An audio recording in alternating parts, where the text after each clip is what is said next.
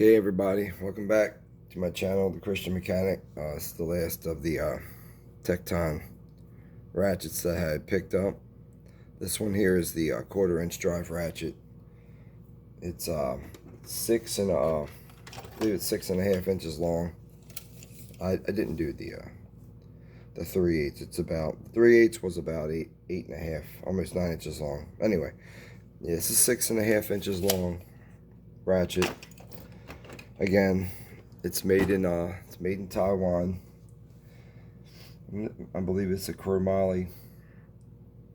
The metal's chromoly, and you got your stamping here. Tekton, same thing. Stamping on the body of the ratchet. On your plate, you have your part number. It's SRH01006. Now these, excuse me, I don't believe these are going to be T8s. These look a lot smaller than a T8. Let's see it. Let's try this T5 here. And the T5 fits in there. So this is the 1/4 inch is actually a T5 Torx bit instead of a T8. The 3/8 and the 1/2 inch had both shared the same screws for their the plate for the head. So yeah, we will open this up. Same thing. We'll take it apart, look at the insides of it. Again, it's a non-quick release ratchet, and then we look at the reversing lever here. There's no offer on, so you're gonna have to guess if you don't know which way is off and which way is on.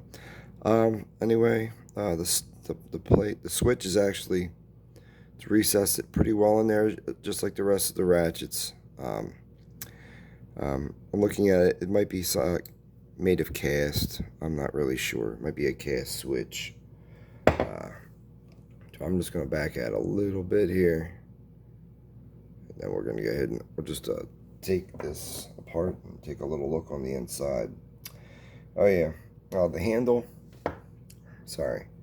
The handle, it still fits good in your hand, but it's 1/4 inch ratchet. You shouldn't have to put tremendous amounts of torque on any fastener that you're going to need to use this ratchet for, because I would imagine if you're pulling down on something with this ratchet, you're probably going to end up stripping that bolt out. But it's a nice little ratchet, non-flex head. I may go back and get the flex heads, because I like the way these ratchets look. Now I'm curious to see what's inside the flex head, if it's the same exact mechanism, or did they change it like the Harbor Freight. Their flex heads and their non-flex heads all have different mechanisms on the inside, so I'm just curious about that. But there's your backing plate. You can see a little tiny bit of oil at the very bottom of it. So there's that. And again, the same type of thing here. You got your anvil, and you got your shim washer inside here. No seals or anything like that. So we got that, and then here is our pawl. Again, it's we got that 90 stamped on it. We'll see if we can get the focus for a second. Yep. You got your 90, and then you got your teeth of engagement. I'm not going to count these guys. If you want to count them, go for it. I'm going to say it's probably going to be somewhere around 13 or so, just like all the other ones.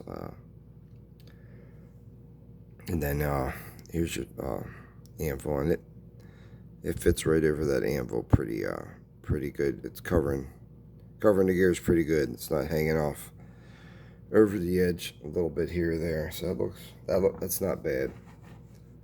So we're going to go and look inside here. And here's your plunger. Again, it's the same exact design as the other two. They didn't. It's good to see that they didn't change their design up for the other for these here. And they just used the same design, but they did. It is smaller, so. but everything has got the same type of design as far as how they're putting their ratchets together.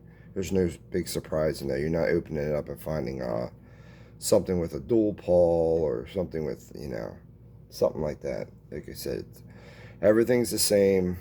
I guess make it easy for you to put it back together.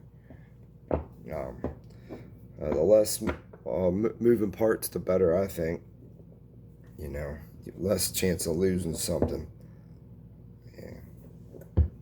I'll just put a little bit of that oil down at the bottom down there where the detent, the ball detent and spring are. Yeah, we're not going to pull none of that part. Like I said, there's the spring. It's pretty well recessed down inside that hole there. I'm not going to pull that spring out. I'm going to leave it in there. Like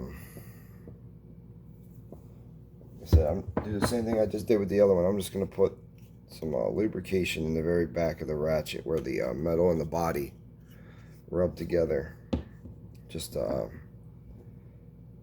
cut back on any kind of like friction. But I'm not going to put no... just going to use the oil on the anvil. I'm not going to put no grease on it, because that was the first time I've ever used grease on a ratchet, and it stuck to it, so to where it wouldn't function properly. So that was weird. Maybe it's something with the ratchet. Okay. Anyway, I'm going to put this pawl bag in, like that. And we're going to drop our anvil back in. And then I'll add some oil to it.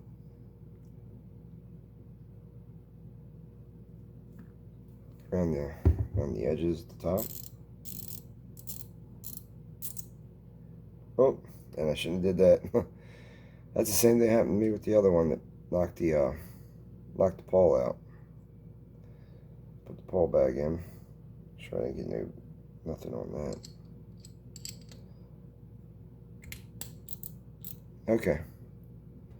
So we'll put that, and we'll throw our vacuum plate back on top of it. And then we'll drop our torque screws in the hole.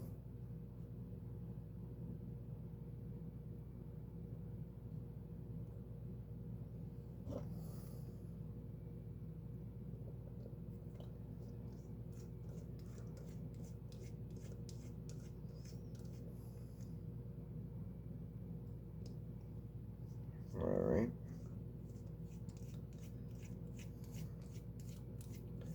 Yeah, it's going to be a crappy weekend. It's supposed to be raining here, so I was hoping to my wife wanted to do a yard sale, but doesn't look like that's going to happen because it's supposed to rain. Alrighty. I got oil all over everything now.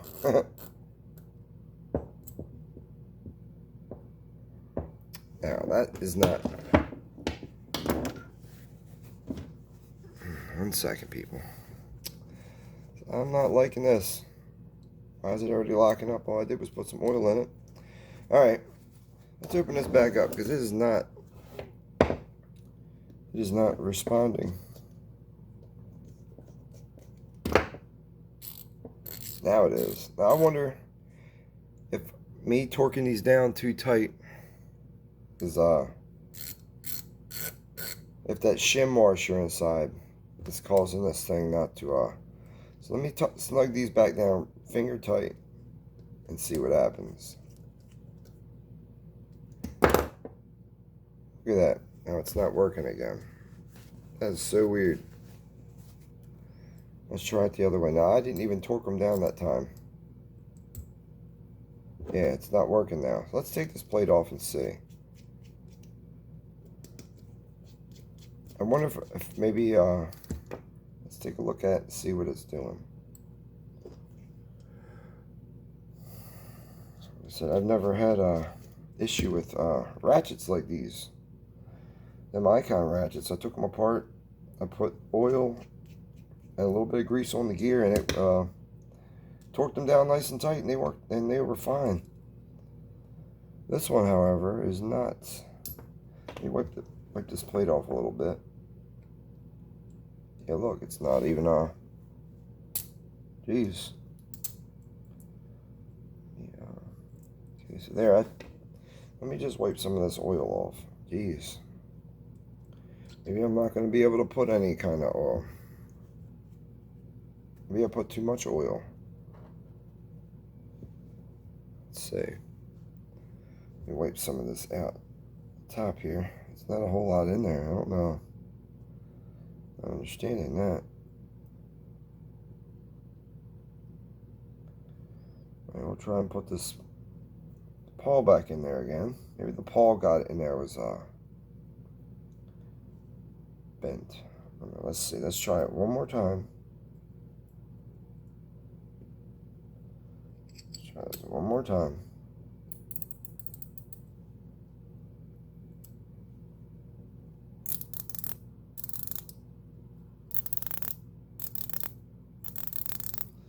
All right, let's put the plate back on now. I didn't do anything different to it here, so. And these ratchets are real finicky here, real touchy. Let's go with it here and see what happens. Now let me tighten it down and see if it's still acting funny.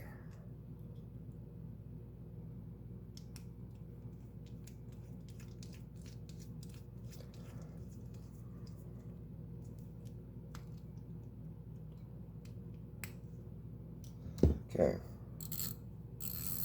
Okay, that one's working. It's working now.